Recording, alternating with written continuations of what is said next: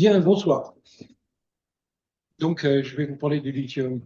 Ça va être moins drôle que la grande épicerie, hein. Euh, voilà, l'idée, c'était de travailler un peu un sujet. À mon sens, le Shift Project et les shifters d'une manière générale ne traitent pas beaucoup, qui est le domaine des ressources minérales, qui sont assez contraintes aussi globalement, et surtout dans le cadre de la transition énergétique et également de la transition numérique. C'est pour ça que j'ai mis les métaux de la transition, et derrière, il y a énergétique et numérique également qu'il faut intuiter. Alors, je vais parler un peu de l'idée embêtante qu'on a une dépendance aux énergies fossiles et que le fait d'aller vers de la transition, c'est aller vers une dépendance aux métaux. On passe d'une dépendance à une autre et donc il faut mesurer les enjeux qu'il y a derrière. Le deuxième volet de ma présentation sera l'idée qu'il faut maîtriser les chaînes de traitement de l'ensemble des matières qu'on veut mettre en œuvre dans la transition et voir la difficulté qu'il y a à le faire. Et puis ensuite, faire une focalisation sur le lithium. Alors, pour deux raisons. D'abord parce que c'est un métal emblématique, enfin c'est un élément emblématique de la transition. Et puis également parce que il y a un projet d'ouverture d'une mine en France dans l'Allier, et donc je ferai un focus particulier sur ce sujet, et qu'il vient d'y avoir une grande enquête de la CNDP, donc un débat public intéressant sur le sujet. Donc c'était vraiment l'occasion aussi de parler de cet élément particulier. Sachant que le lithium, c'est les batteries, c'est donc un domaine qui est en pleine explosion.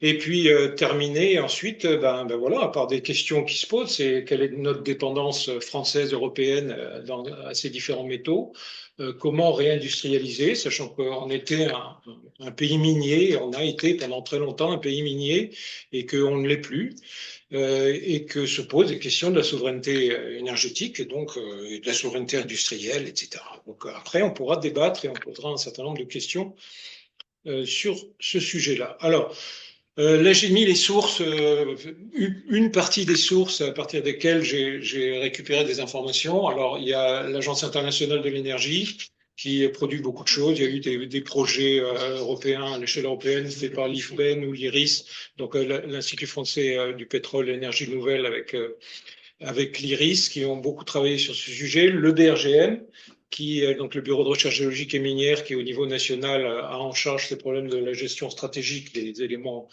de la transition énergétique et numérique.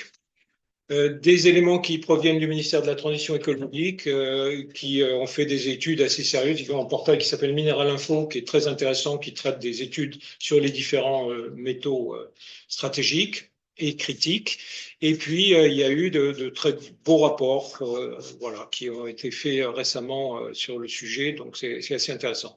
Et enfin, vous avez une quantité astronomique de vidéos YouTube et de rapports et d'interviews et de podcasts faits par un certain nombre de vulgarisateurs. J'en ai cité là quelques-uns. Philippe Biwix, alors Olivier Vidal, qui est un de mes collègues du CNRS et qui est shifter. Il est au conseil scientifique du Shift Project. Et il travaille sur les aspects de la liaison entre les matières premières et l'énergie, avec les problèmes de prévision et de simulation qui se posent dans ce domaine. Emmanuela, je travaille à l'IFPEN et à l'IRIS. Aurore Stéphan est une géologue qui travaille beaucoup sur tout ce qui est l'extractivisme et les enjeux qu'il y a derrière. Donc voilà les sources essentielles. Alors le contexte global, je vous rappelle, c'est voilà, cette grande accélération. Alors j'aime bien ce diagramme parce que on y trouve aussi bien l'évolution du nombre des restaurants McDonald's que l'augmentation du CO2 ou du CH4 dans l'atmosphère, que la pêche, etc. On voit que tout augmente. Voilà, c'est un peu ça, c'est la grande accélération. Donc c'est le contexte dans lequel on est. Et ce contexte, eh ben, pour les métaux. Et là, j'ai mis les métaux classiques, les métaux d'infrastructure. Quand on voit les courbes, on est exactement dans les mêmes choses, hein. Voilà. Il y a le fer à gauche, l'aluminium, le cuivre, le titane, le plomb, le nickel. Bon, donc des métaux relativement standards, qui sont beaucoup des métaux d'infrastructure, hein, que ce soit les bâtiments, les rails, l'infrastructure de transport, de transmission, etc. Donc tous ces éléments-là ont les mêmes courbes, on est dans l'accélération.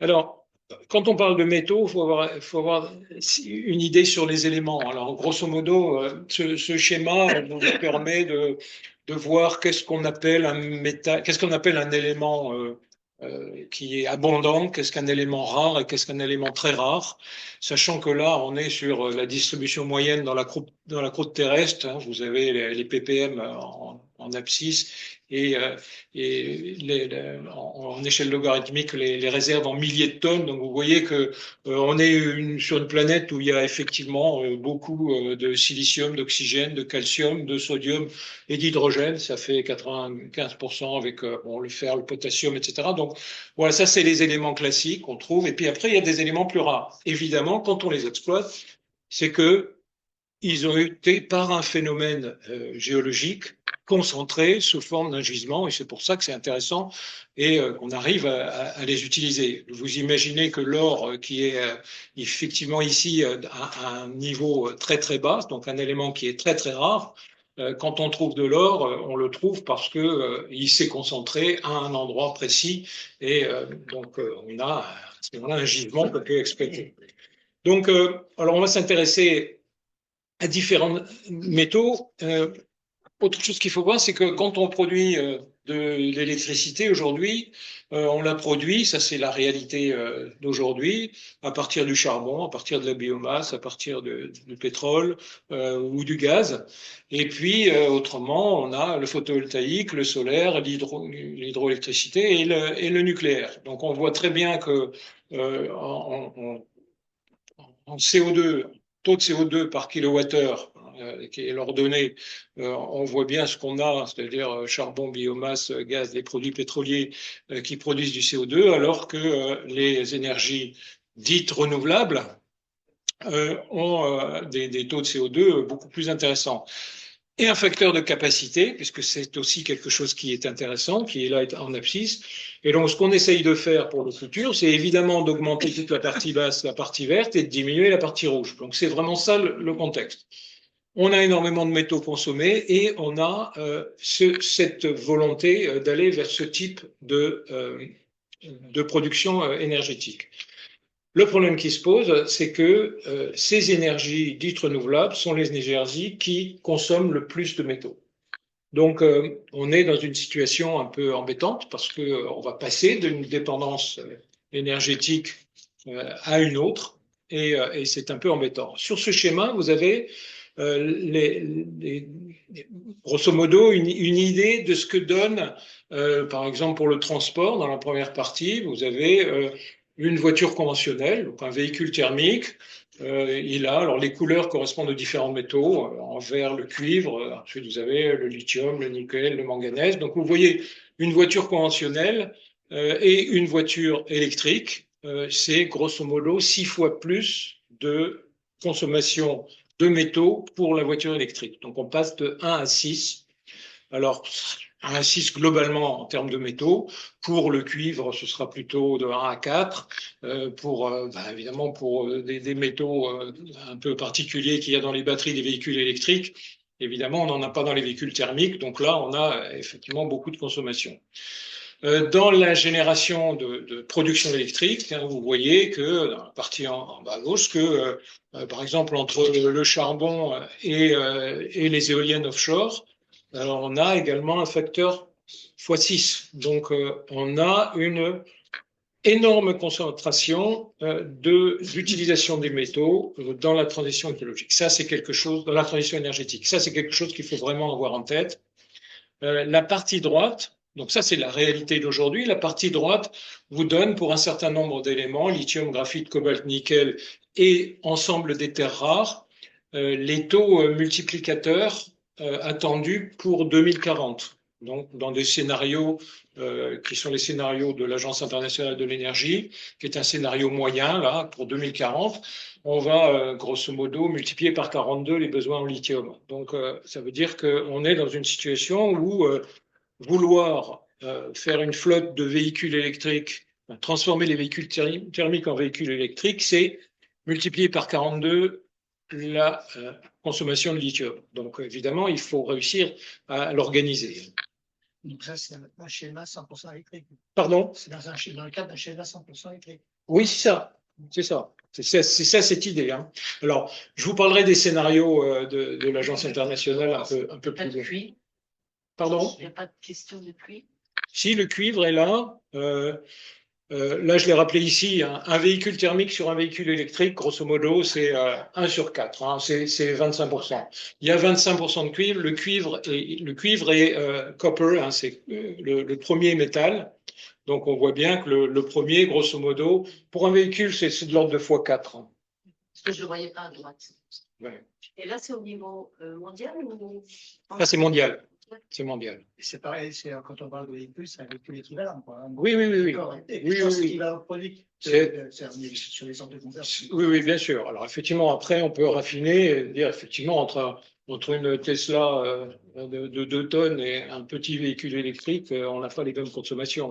Mais grosso modo, le passage véhicule thermique, véhicule électrique, c'est 4 fois plus de cuivre. Hein. Ça, c'est aussi vrai pour un petit véhicule que pour un gros.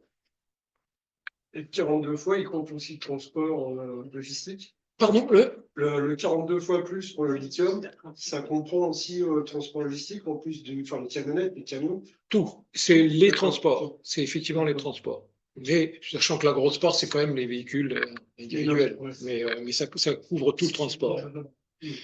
Alors, ce qu'on peut dire, c'est que voilà, l'évolution, c'est ça. C'est-à-dire qu'il y a du volume, mais il y a aussi de la diversité. Hein.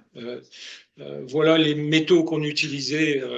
Et puis, quand on a commencé à faire des choses en acier un peu sérieuses, des machines, ben, il a fallu doper un peu les aciers pour qu'ils soient plus costauds. Donc, on a réinjecté du molybdène, du chrome, etc., du manganèse. Et puis, on a fait des voitures. Donc, on a commencé à avoir de plus en plus de métaux. On est passé aux énergies renouvelables, que ce soit le solaire ou l'éolien. Bon, et là, on arrive sur les téléphones portables qui sont plus des téléphones, mais qui servent à tout. Beaucoup d'autres choses que des téléphones, et qui là ont 50 ou 60 métaux différents dans un objet qui fait 190 grammes. Quoi. Donc on est dans des situations où on a à la fois beaucoup plus de volume, mais surtout beaucoup plus de diversité dans les objets qu'on utilise. Donc un smartphone, c'est ça. En moyenne, c'est 192 grammes, et pour ces 192 grammes, il faut avoir avoir extrait du sous-sol entre 70 et 200 kilos de matière. Par jour, en termes d'extraction minérale, par jour, par habitant, il y a 3,5 kilos qui sont extraits. Donc tous les jours, sur les milliards d'habitants, il y a 3,5 kilos par jour. Donc ça veut dire qu'on manipule des milliards de tonnes de matière pour extraire de ces matières des métaux qui sont réinjectés dans des outils du quotidien et dans des objets du quotidien. Il y a une mine de cuivre, la mine de Kennecott, qui est dans l'Utah, qui a produit, ça fait 120 ans qu'elle fonctionne, elle a ouvert en 1906, 20 millions de tonnes de cuivre, et il y a eu 6 milliards de tonnes de roches qui ont été manipulées. C'est une mine que moi je l'ai survolée. C'est impressionnant, ça fait 3 km de large sur un peu plus de 3 km sur 1 km de surface, et c'est un trou de plus d'1 kilomètre de profondeur. Vous imaginez le cône comme ça, c'est absolument impressionnant, et ça fait 6 milliards de tonnes de roches extraites. Donc on manipule beaucoup de roches, beaucoup d'éléments, et ça, malheureusement, c'est aussi consommateur en énergie. Et le ratio, 190 grammes, 110 kg à 200 kg, tout le reste est perdu ou enfin c'est dû à l'appareil de raffinage ou il y a quand même... Alors ça dépend. Je ne peux pas répondre à cette question comme ça parce qu'effectivement, il y a des endroits où c'est complètement perdu, il y a des endroits où on récupère, des endroits où on stocke, des endroits, enfin, il y a des chaînes de traitement. Mais je vais en parler un petit peu, je vais dire quelques mots là-dessus parce qu'effectivement, c'est pas aussi simple que ça. Ouais. Là, c'est un exemple sur une mine de cuivre parce que le cuivre, c'est des mines qui, en général, sont à ciel ouvert. même s'il y a des parties de mines souterraines, mais très généralement, c'est des ciels ouverts et c'est des énormes trous parce qu'il faut extraire et broyer la roche. Donc, on a des situations où on a des Quelle est l'origine des concentrations du cuivre à cet endroit-là? Alors, les concentrations sur les premières mines qu'on exploitait, c'était de l'ordre de 4 à 5%. Maintenant, on est à moins de 1%. Et pourquoi est-ce que c'est là? Qu'est-ce qui fait que ça s'est passé? Ah bon, ça c'est le principe de l'anomalie géochimique géologique, c'est-à-dire qu'il y a eu des roches particulières qui se sont formées et qui étaient enrichies en cuivre. Voilà, c'est ça le problème. Après, ce qu'on essaye de faire, c'est effectivement, avec le temps, on exploite là où il y a le plus de cuivre, hein, là où il y a les teneurs maximales, et puis après, on gratte. Alors effectivement, on est obligé de creuser, et puis on n'a pas forcément. Mais aujourd'hui, on exploite des roches, enfin des minerais où il y a moins de 1% de cuivre. Alors, ce qui est intéressant à voir, c'est que souvent les éléments, ils sont associés, c'est-à-dire il y a une mine de cuivre, mais avec le cuivre, on a d'autres éléments. Alors, c'est même quelquefois un peu compliqué. Parce que, alors, vous avez sur le diagramme de gauche, à l'intérieur, en bleu foncé, les métaux classiques, et plus vous partez vers l'extérieur, plus vous avez des éléments qui sont associés et qui sont considérés, même dans la périphérie verte, comme des déchets. C'est-à-dire, si vous avez une mine de cuivre, ben, vous trouverez également du plomb, de l'argent, etc., associés. Mais très souvent, vous pourrez exploiter une partie dans les résidus du cuivre, vous pourrez exploiter l'argent, mais après, vous aurez d'autres éléments qui seraient potentiellement exploitables, mais qui seront tellement fins ou tellement dilués que vous n'allez pas les exploiter et ça correspond à des déchets. Alors, par contre, vous avez quelquefois des éléments, vous faites une mine de fer, c'est pour exploiter du fer.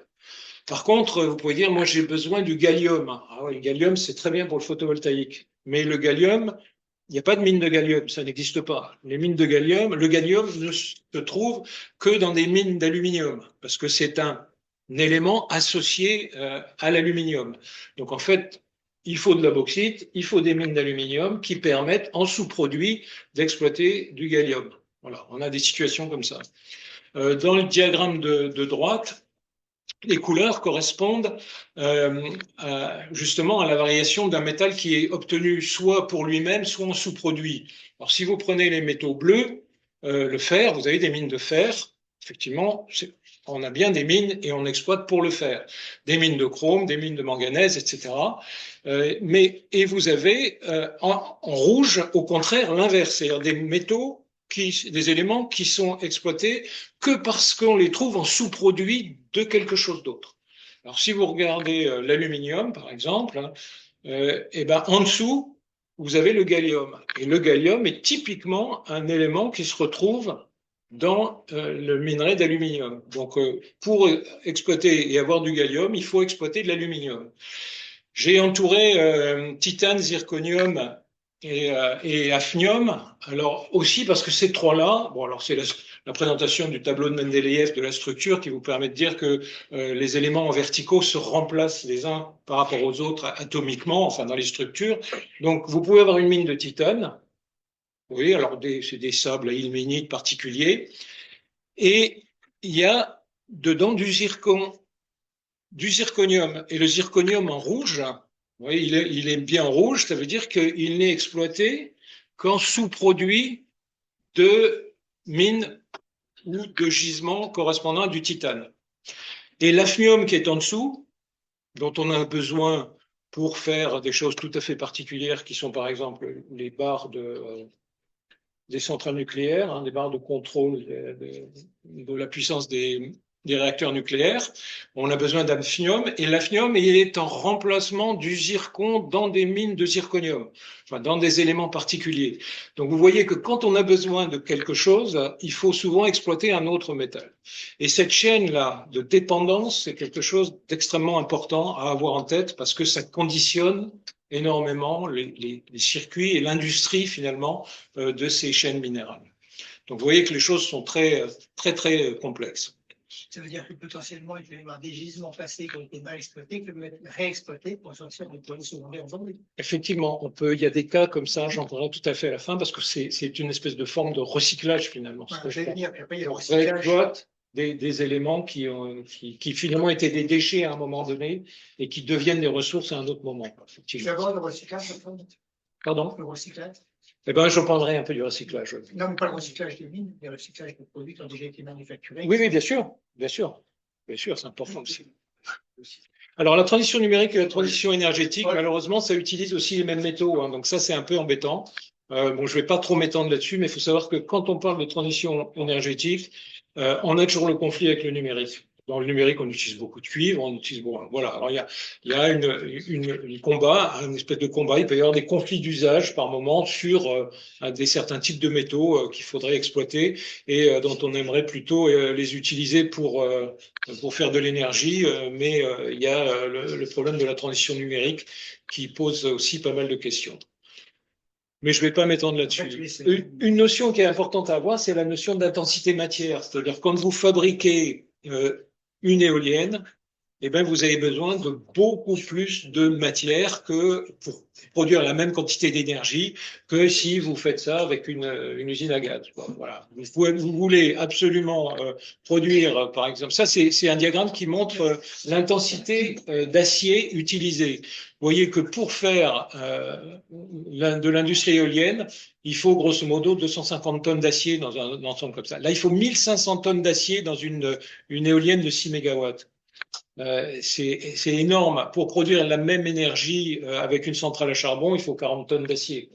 Donc, on est dans des explosions de besoins liés à ces énergies renouvelables. Et ça, c'est plutôt embêtant parce que ça veut dire que on va gérer une pénurie. C'est moins puissant, c'est moins efficient. Pardon? C'est parce que les énergies renouvelables sont moins efficientes. Alors, c'est parce que les énergies renouvelables sont beaucoup plus diluées et donc elles ont besoin d'infrastructures beaucoup plus importantes. Et qui dit infrastructure dit forcément matière métallique associée. Alors les intensités matières, quand on voit les différentes, alors en vert, ce sont les énergies renouvelables, hein, que ce soit le vent, le photovoltaïque, l'hydroélectricité, etc.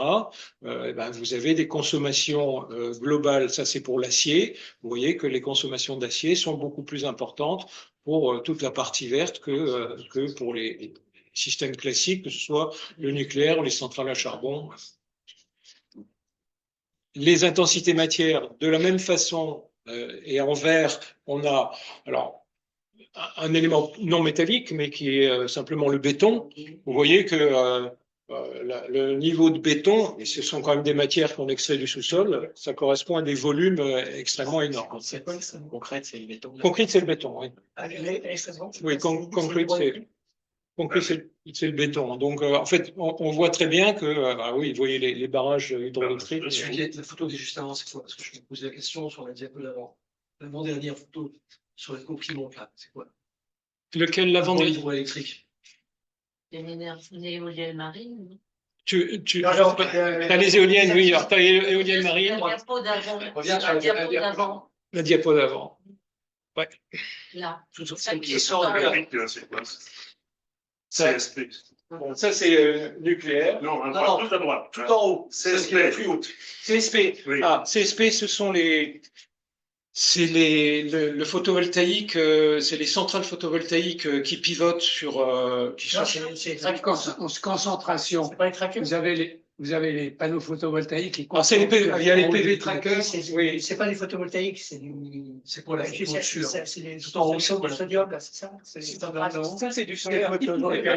C'est pas les centrales thermiques? Les centrales solaires. C'est Oui, mais centrales solaires. c'est les centrales du sodium. C'est ça, oui, c'est celle-là. Donc celle-là, elle consomme effectivement énormément d'acier. Bon, c'est pas des tous ces exemples-là, en fait, alors il y en a qui sont plus développés que d'autres, mais c'est évident que ce type de choses sont pas tellement développées, mais elles sont extrêmement consommatrices. Alors, Donc on est d'accord, c'est un kilowattheure équivalent. Hein, oui, tout à fait, oui, tout à fait. Et donc on voit que pour l'acier, l'aluminium, le cuivre, etc., on a les mêmes cours. Encore que pour le cuivre, bon, effectivement, l'hydroélectricité, puisqu'on a le même classement, n'a pas besoin d'autant de cuivre. C'est que pour avoir une électricité éolienne très efficace, il faut être beaucoup plus d'éoliennes que de produits centrales, puisque Oui. il y a 15% notamment qui produisent. Donc tu es obligé de multiplier par 6 le parc. Tout à fait. Avoir un hôtel à 2 Exactement. C'est un Exactement. drame encore. Parce que, oui, c'est le facteur de capacité qui, effectivement, n'est pas le même. Voilà. Tout à fait. Alors, donc, on a ce besoin énergétique, enfin, ce besoin en métaux extrêmement important. Ce qu'il est important également de voir, c'est en quoi nous sommes extrêmement dépendants de ça. Alors, quand on parle de métaux ou de mines, de développement de mines, ce qu'on appelle assez globalement les activités extractives et l'extractivisme. Ce qui s'est passé depuis quelques dizaines d'années, c'est que l'ensemble des activités extractives sont parties dans les pays Afrique, Asie, beaucoup, Amérique du Sud, donc ont été évidemment transférés dans pas mal de pays où la main-d'œuvre est moins chère, mais où aussi les exploitations et les gisements n'avaient pas été découverts. C'était aussi des zones où il y avait des potentiels extrêmement intéressants qui n'avaient pas été découverts. Et, mais il faut bien faire la différence entre la nécessité d'implémenter une mine là où il y a des minerais, et puis ensuite la chaîne de traitement qui permet d'avoir l'élément qui est utilisable dans un produit, que ce soit une éolienne, un panneau photovoltaïque, etc. Et là, on voit qu'il y a des politiques tout à fait spécifiques de pays. En rouge, regardez bien le rouge, c'est la Chine. Et on voit que la Chine, elle a des intérêts tout à fait particuliers sur voilà, le bismuth, les terres rares, le barium, le gallium, des éléments tout à fait particuliers. On peut se dire, tiens, pourquoi? Alors, ce qui est intéressant surtout de regarder, je reviendrai sur la criticité, c'est de voir que quand on a une chaîne de traitement, il faut regarder ce qui est extrait et ce qui ensuite est traité, pour obtenir un produit qui va être intégré dans une éolienne ou peu importe, un panneau photovoltaïque. Alors, prenons la Chine, qui est toujours ici en rouge. En ce qui concerne le cuivre, vous voyez que la Chine ne représente pour le cuivre que 8% pour la partie extraction du minerai. Donc finalement, la Chine n'est pas un acteur important dans l'extraction du minerai. Par contre, pour le raffinage, elle représente déjà 40% à l'échelle mondiale. Parce que la Chine investit là-dedans. Ça veut dire quoi? Ça veut dire que le cuivre qui est extrait à un endroit, le minerai, il est broyé, il est préparé, il est pré-concentré, et ensuite il part en Chine pour être raffiné et utilisé dans des produits. C'est la même chose pour le nickel. Le nickel, il n'y en a pas en Chine. Enfin, il y en a pas en Chine. La Chine est un acteur tout à fait petit dans l'exploitation, dans l'extraction du minerai de nickel. Par contre, elle a investi beaucoup déjà dans les chaînes de raffinage et de transformation. Les terres rares, c'est particulièrement vrai pour les terres rares. Elle est un gros fournisseur, mais elle est surtout un gros transformateur, un gros raffineur de terres rares. C'est plutôt embêtant ça, parce que les terres rares, on était très très fort en France sur les terres rares dans les années 80, donc au siècle dernier déjà. Mais raffiner des terres rares, c'est très salissant, très polluant, etc. Donc on n'en a plus voulu en France. C'est parti en Chine. C'était fait du côté de La Rochelle. Puis c'est parti en Chine. Mais quand on a besoin de terres rares, maintenant, c'est la Chine qui tient le morceau. Et ça devient des éléments extrêmement intéressants sur le plan de la géopolitique. Il y a eu une crise des terres rares en 2008 où le Japon s'est trouvé très embêté parce que les Chinois ont dit terminé. On boucle, les terres rares, vous n'en aurez plus. L'industrie japonaise a eu quelques soucis. Donc voilà, des éléments comme ça deviennent des outils de combat politique. Le lithium, c'est assez intéressant de voir que la Chine, encore une fois, est peu présente pour l'extraction. Par contre, elle est très présente pour le raffinage et la transformation. Donc, on verra l'intérêt qu'il peut y avoir à se pencher sur le cas de l'Europe et de la France. Alors, si on revient sur la criticité des métaux, là, il y a quelques métaux qui sont intéressants. Il faut réfléchir à cette idée qu'en France, on fait une stratégie nationale bas carbone, et au début de la réflexion de la stratégie nationale bas carbone, on en est à la stratégie 3 maintenant. Mais à la première, on ne se posait pas ces questions-là. On disait, ah bah oui, on va faire du bas carbone, on va faire de l'éolien, faire du photovoltaïque, etc. Mais on ne s'intéressait pas tellement à tout ce que ça avait comme impact derrière sur les métaux. Aujourd'hui, il y a un vrai travail qui est fait au niveau national sur la criticité des différents métaux. Dans le cadre de la SNBC, justement. Donc, qu'est-ce que ça veut dire qu'un métal ou qu'un élément est critique? Ben, ça peut être pour des raisons techniques. Il n'y en a pas beaucoup. Il est difficile à extraire, il est compliqué, etc. Ça peut être le contexte politique, c'est que il est accessible, mais dans un pays pas très facile avec lequel on n'est pas toujours copain ou qui est pas très stable politiquement. C'est vrai, par exemple, pour le cobalt dans la République populaire du Congo, c'est très compliqué. Donc les contextes politiques. Quelquefois, la criticité vient de la substituabilité. Si on peut substituer un élément par un autre, et ben du coup, un métal qui pourrait être critique ne l'est plus le lendemain. On va avoir un processus technique qui, lui, ne le rend plus critique. L'évolution des réserves, on trouve un gisement, on trouve une nouvelle procédure, une nouvelle méthode de traitement. Ça peut faire chuter la criticité également. Et puis les besoins tout simplement de la société. Hein. On décide que tout d'un coup, on n'a plus besoin de telle chose, et donc ça baisse. Aujourd'hui, on a une vraie réflexion sur la criticité des métaux. Donc, vous voyez, il y en a qui sont très critiques, puis d'autres qui le sont beaucoup moins. Mais on suit en permanence cette évolution-là parce que, en fonction d'éléments tout à fait particuliers, qui sont les contacts qu'on peut avoir à droite et à gauche, les contrats d'approvisionnement, les accords, etc., un métal peut devenir ou non critique et se promener dans ce tableau qui est constamment mis à jour à l'échelle nationale. C'est quoi l'ordonnée? Pardon? L'ordonnée, c'était quoi? Alors, l'ordonnée, c'est l'importance stratégique Ah oui, pour l'industrie. C'est voilà, Le tungstène, pourquoi? Pardon? Le tungstène. Le tungstène, ça s'utilise Pour les rails. ouais, pour durcir les métaux, enfin durcir les aciers. Hein, alors, mais ça peut être remplacé aussi par le molybdène. Enfin bon, il y a des différents éléments, mais le tungstène est quand même un métal critique. Ouais. Je suis vrai que j'ai des questions pour la fin parce qu'on n'a pas fait la moitié des slides. Quoi. Et dans Non, mais 10 minutes, il faudrait qu'on ait fini. Je vais aller beaucoup plus vite. Hein. après aussi. Donc là, juste un schéma pour montrer qu'on s'intéresse à ça. On dit, tiens, l'Europe est dépendante. Ben, regardez où l'Europe va chercher ces différents éléments. Et puis, on s'aperçoit qu'il y a la colonne de droite, c'est la Chine. Hein. Alors, donc, voilà. On a bien aimé le gaz russe à un moment donné. Puis tout d'un coup, on l'a moins aimé. Hein. On aime bien pour l'instant les métaux chinois, mais on n'est pas trop sûr que ça va rester. Autrement dit, on a une vraie dépendance. L'Europe a une vraie dépendance.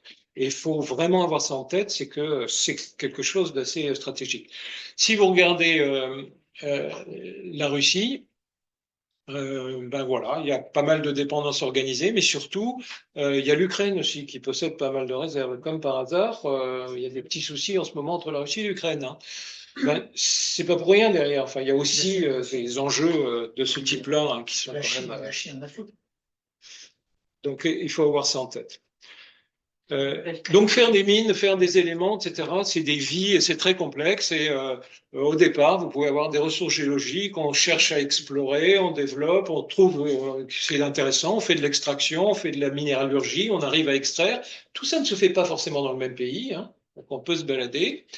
On purifie, on usine, et puis on a des produits finis. Et puis ces produits finis ils ont une vie. Alors derrière, il y a tout un système de recyclage qui permet, ou non, et je dirais quelques mots sur le recyclage parce que ça pose des questions essentielles sur la vie de ces métaux. Alors, à l'échelle européenne, on regarde du coup, hein, on s'intéresse pour être moins dépendant. Il y a beaucoup d'études qui sont faites actuellement bon, ben, il y a des choses. C'est bien, on sait qu'il y a des choses. Maintenant, on n'est pas dans des zones où l'acceptabilité est forcément très bonne. Alors la France est un ancien pays minier quand même. On a eu beaucoup de mines hein, depuis le Moyen Âge, beaucoup de mines, mais on pourrait redevenir un pays minier. Il y a des réserves et des ressources qui sont assez intéressantes. Hein. On a un beau minerai de fer hein, ici, la minette de Lorraine existe toujours. Il y en a encore un beau tonnage. Simplement, elle n'était pas à des taux à un moment donné suffisamment intéressants Donc, il était en teneur, et puis avec quelques problèmes, enfin, bref, etc. Mais on a inventé des procédés qui permettaient de déphosphorer, etc. Donc on a réussi à faire des choses. Mais en tout cas, on se repose ces questions-là. On a refait un inventaire minier. Moi, il y a 50 ans, j'ai participé à l'inventaire minier de l'époque. Et puis maintenant, on en refait un avec d'autres, parce qu'on n'a pas besoin des mêmes métaux, hein, donc on en refait un. En tout cas, ça évolue. Alors maintenant, penchons-nous sur le cas du lithium. Donc on a vu qu'il était quand même essentiel de maîtriser l'échelle d'approvisionnement de ces différents éléments et donc de se dire bah tiens le lithium il en faut 42 fois plus, comment on va faire, etc. Alors si on regarde le lithium, voilà la demande de lithium. Alors on voit ici en bleu clair et en bleu foncé. En bleu clair c'est grosso modo ce qu'on va être capable de fournir entre 2023 et 2040. Alors vous voyez que on est très en dessous de ce à quoi les scénarios les trois scénarios qui sont vendus là, s'expriment en termes de demande. Alors les trois scénarios, le plus bas, c'est-à-dire le scénario bleu, c'est grosso modo, on reste, c'est les engagements climatiques et donc de développement des énergies renouvelables moyennes, des engagements actuels, de ce qu'on voit actuellement. En jaune, c'est le scénario accord de Paris. On essaye de descendre à 1,5 degré, donc développer les énergies pour avoir des énergies renouvelables pour être à ce niveau-là. Et le net zéro, c'est net zéro émission 2050. Donc vous voyez que ces trois scénarios-là demandent en lithium des tonnages qu'aujourd'hui on n'est pas capable de produire. Enfin, qu'aujourd'hui on ne produit pas. Voilà. Donc là, il y a une absolue nécessité. En 2025, on est dans les cours.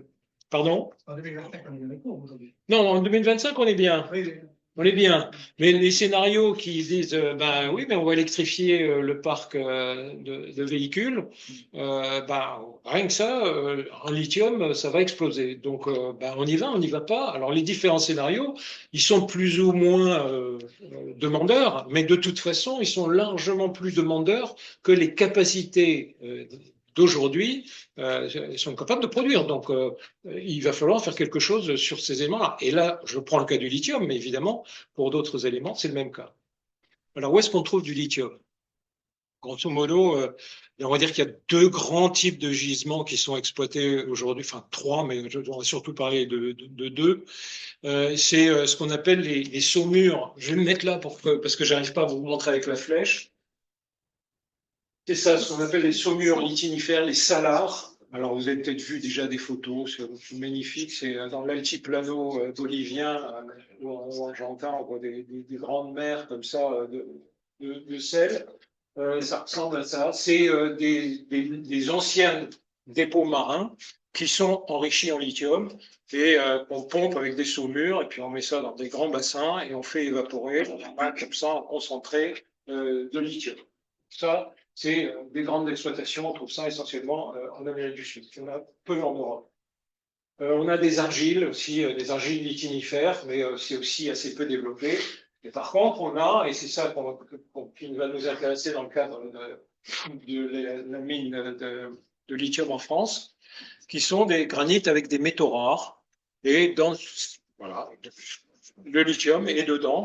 Et le lithium est contenu dans un minéral particulier de ce granit qu'on appelle un mica, qui est un alumino-silicate dans lequel il y a du lithium. Et donc, il faut exploiter ce type de choses. Donc, voilà les types, grosso modo, de gisements qu'on trouve dans le monde pour ce minéral, pour ce métal intéressant qu'est le lithium.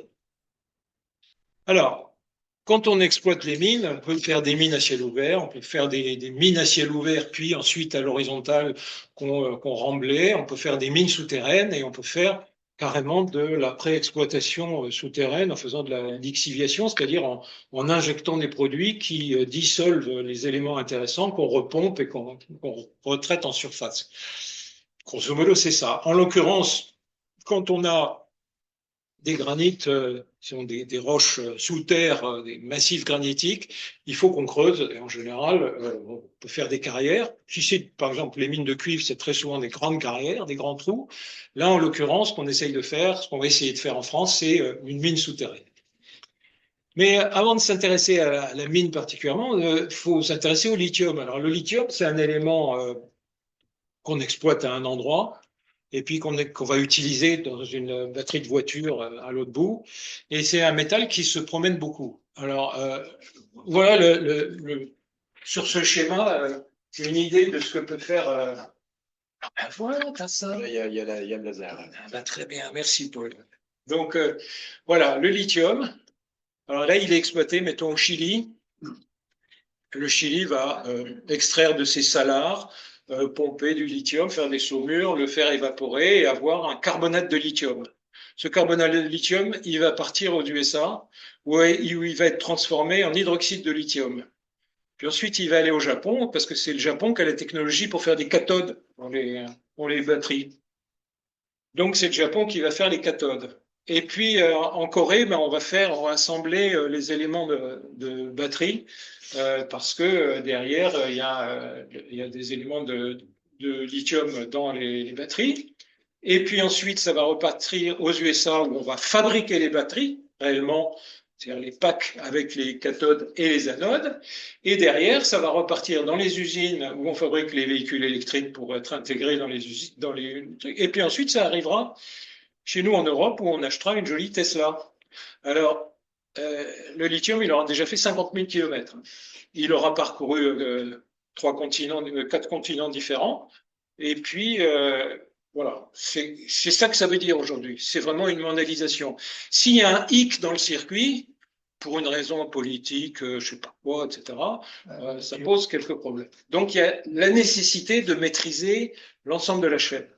Et ce qui est intéressant dans le projet français, c'est qu'on va essayer de faire ça. C'est-à-dire, on va essayer d'avoir l'extraction en France, les premiers enrichissements en France, les traitements en France, l'ensemble de la fabrication des éléments en France, et puis ensuite les gigafactories qu'on est en train de construire dans le nord de la France. Voilà. Et les voitures françaises dans lesquelles on mettra les batteries, etc.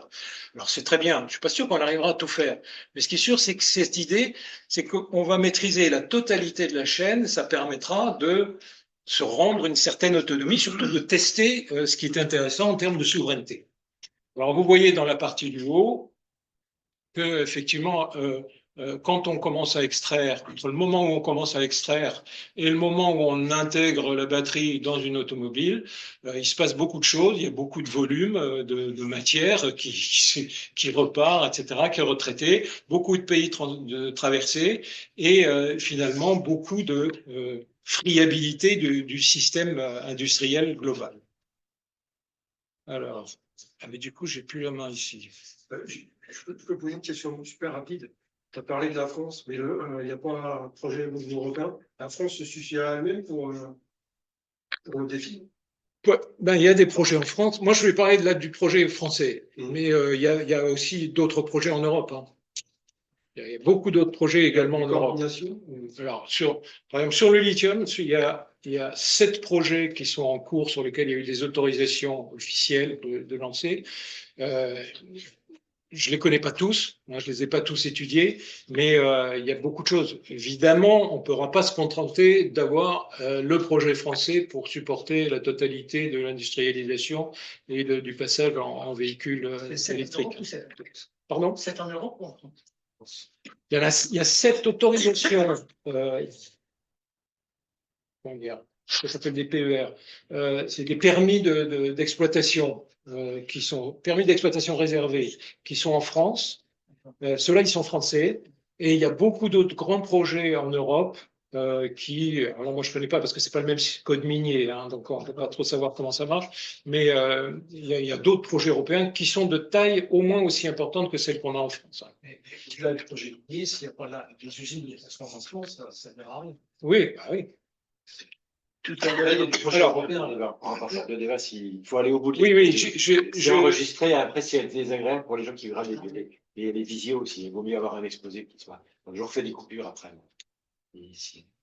Alors, voilà, il y a un granit qui s'appelle le granit de Beauvoir. Il y a une carrière qui est d'Ars très vieille, qui est une carrière de kaolin. Et ce kaolin, ça sert à faire des carrelages et de la porcelaine. Cette carrière, elle sert à alimenter la porcelaine de Limoges. Voilà, c'est vraiment à ça que ça sert. Et puis, il se trouve que sous cette carrière, depuis quand même pas mal de dizaines d'années, voilà une coupe de la carrière. Hein, voilà, vous avez la coupe. Donc, en fait, on a une petite carrière là, mais en dessous, bon, on a ce granit en violet, puis en dessous, on a un granit là qu'on voit pas en surface. Mais c'est dans cette masse-là qu'on connaît depuis les années 60, qu'il y a des éléments intéressants, et en particulier du lithium. Donc c'est dans ce granit-là. Alors on va essayer d'exploiter ce granit. La société Imerys qui a lancé ce projet va exploiter le granit en souterrain, en le dépilant avec une structure de piliers, c'est-à-dire en exploitant des chambres souterraines, et puis en remontant le minerai. Voilà, c'est le mode. Bon, c'est du granit, c'est solide, hein, il n'y a pas besoin d'étayer, ça tient bien. Alors, j'ai mis ici une petite image qui est intéressante, c'est une photo ça se passe pas loin d'ici, c'est à Vendeuvre. Il y a une station de travail qui travaille sur le granit ici de Beauvoir, station expérimentale du labo géoressources de l'Université de Lorraine, qui cherche à optimiser l'exploitation de ce travail-là. C'est plutôt pas mal fait. Il y a une thèse d'ailleurs qui vient d'être soutenue sur le sujet ici à l'Université de Lorraine. Alors, comment on fait comment on exploite ce granit? Eh ben, on creuse, on extrait, ensuite on le concasse. C'est de la roche, donc on la concasse. Ensuite, on mélange de l'eau. Ah oui, ça c'est embêtant parce qu'on commence à pomper de l'eau. Donc, il faut voir que c'est un des effets des mines, c'est que ça utilise souvent de l'eau. On broie, on a un certain nombre de traitements, des tables à secousses, de la gravité, etc., qui permet de concentrer les différents éléments. Et finalement, on a des systèmes de flottation et on neutralise tout ça, ce concentré avec de la chaux qu'on injecte puis ce concentré est injecté dans des tuyaux, donc là il se déplace, mais c'est des tuyaux qui est sous pression, il revient, on récupère l'eau, et puis on arrive et on a ici un concentré de mica litinifère. Donc on a une partie de la roche qui a été broyée, qui a été concentrée mécaniquement, et puis on a eu des éléments qui sont sortis, qu'on avait essayé de revaloriser un peu à droite et à gauche, mais surtout on a ce concentré. Ça, c'est la partie première étape de concentration mécanique. La deuxième partie, c'est qu'on va convertir en faisant de la calcination. Donc là, ça consomme de l'énergie parce que ce concentré de lithium, on va l'injecter dans des fours pour faire une calcination de l'ensemble de façon à ensuite pouvoir rendre soluble le lithium et pouvoir fabriquer un hydroxyde de lithium par différentes méthodes, là, de lixiviation et de précipitation, pour fabriquer un hydroxyde de lithium. Et c'est cet hydroxyde de lithium qui va être ensuite transmis aux gens qui vont fabriquer les batteries. Et là, il va quitter le système de la mine. Voilà, la mine, elle va jusqu'à la production ici d'hydroxyde de lithium qui va ensuite être sortie. Alors, qu'est-ce que ça veut dire en termes d'intérêt cette mine?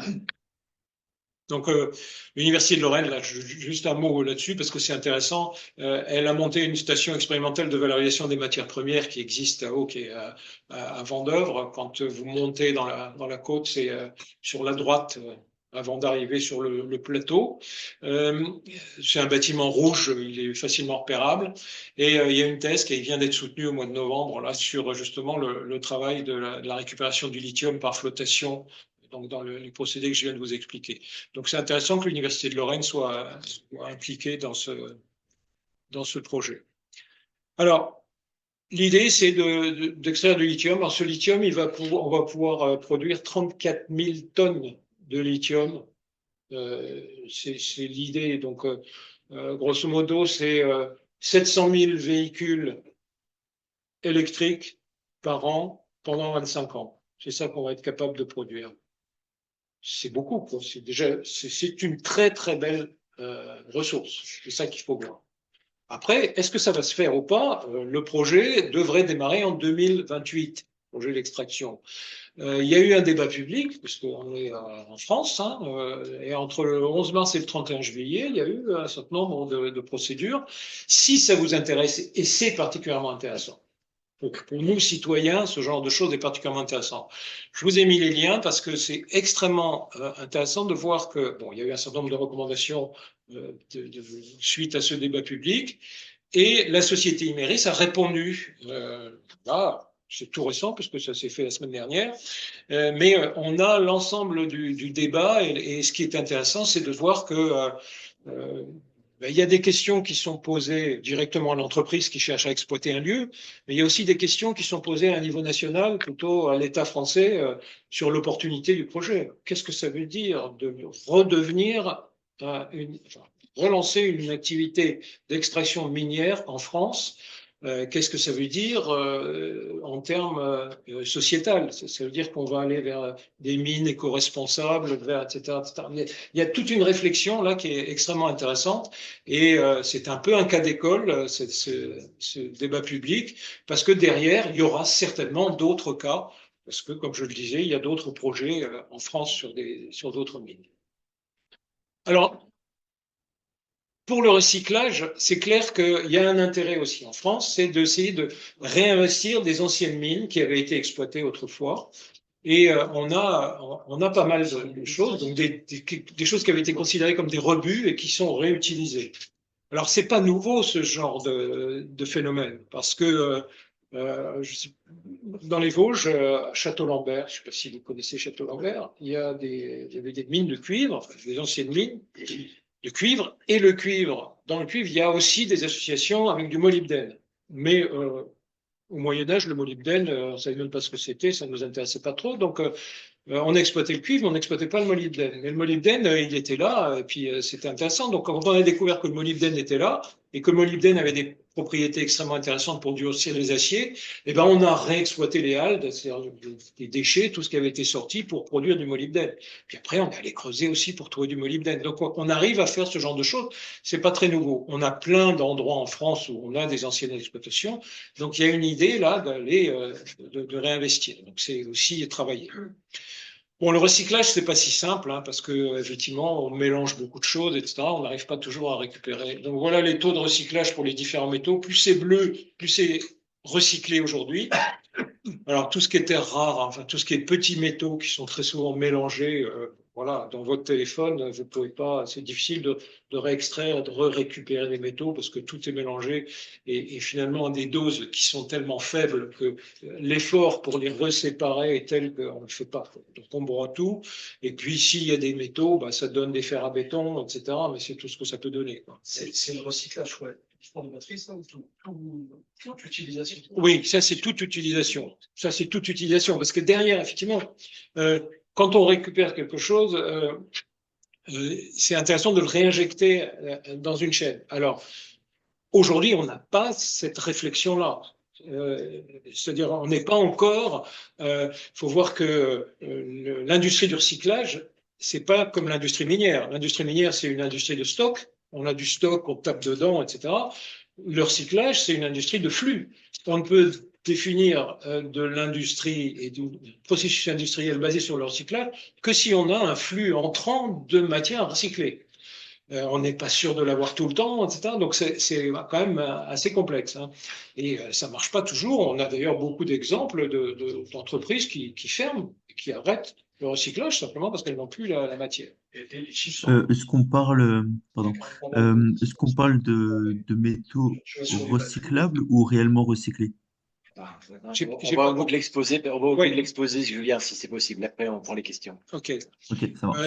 Voilà, un truc, c'est les limites du recyclage. Bon, il y a des éléments qu'on peut difficilement recycler, hein, quand les peintures, si vous prenez par exemple le molybdène, c'est beaucoup dans les lubrifiants, les huiles de moteur, etc., etc. Dans les pigments, bah, on a 30% qu'on ne pourra jamais récupérer. Le titane, c'est dans les pigments, les cosmétiques, les dentifrices. C'est merveilleux, les dentifrices. Mais 95% du titane part complètement explosé, donc on ne va pas récupérer. Donc il y a des éléments qui sont très difficiles à récupérer. Bon, dans les encres, voilà, les peintures, etc., on peut pas récupérer ça. Donc il y a des vraies limites au recyclage. Ça, c'est clair qu'on ne pourra pas. Bon, grosso modo, les trois causes de cet ensemble, de cette explosion sur l'utilisation des différents éléments, c'est la croissance économique, on cherche toujours à développer de plus en plus de choses, etc. La transition numérique et la transition énergétique, hein, c'est ça qui fait qu'on utilise de plus en plus de métaux, de plus en plus de choses extraites de notre sous-sol. Et donc c'est sur les trois qu'il faut jouer, quoi. Il faut se poser des questions. Est-ce que c'est absolument utile de continuer à avoir le dernier téléphone à la mode, etc., changer tous les 6 mois ou tous les 2 ans, comme c'est le cas aujourd'hui? Voilà, où est-ce qu'on va en termes de transition énergétique, etc. Et puis, est-ce qu'il faut limiter la croissance? Bref, il faut jouer sur ces éléments-là pour essayer de limiter la consommation de métaux. Alors, voilà, j'ai rassemblé là juste les messages clés qui me semblaient importants d'avoir. C'est que la transition énergétique, augmentation des ressources minérales, que ces nouveaux besoins, ça entraîne des nouvelles dépendances qu'il faut absolument gérer, qu'on va avoir des difficultés à répondre à la demande parce que il y a des grosses demandes et qu'on n'a pas toujours tout à fait les reins assez solides, ni le temps. Une chose dont je vais pas trop parler, mais ouvrir une mine, c'est 15 ans. Entre le moment où on a envie et puis le moment où il y a les premiers éléments qui sortent utilisables, c'est aux alentours de 15 ans. Ça va de 10 à 25. Il y a des métaux plus ou moins compliqués, mais c'est un élément extrêmement important, hein. L'Europe et la France sont très dépendantes. Donc, qu'est-ce qu'on fait pour reconquérir une souveraineté industrielle? Développer des activités minières durables et responsables, c'est pas forcément facile. Et donc, ça prend aussi du temps. Suivre la veille prospective. Bon, il y a l'Office français des ressources minérales là, qui suit, qui est mis dans les mains du BRGM, qui est une structure qui justement suit dans le cadre de la SNBC 3 justement l'utilisation de ces différents métaux. Et voilà, il faut réfléchir à ça, au recyclage et puis à la sobriété comportementale. Et c'est un peu ça qui finalement devrait nous tenir en haleine aujourd'hui, à discuter qu'est-ce qu'on peut faire sur ces sujets. Voilà, je m'arrête On là. peut le remercier, bravo.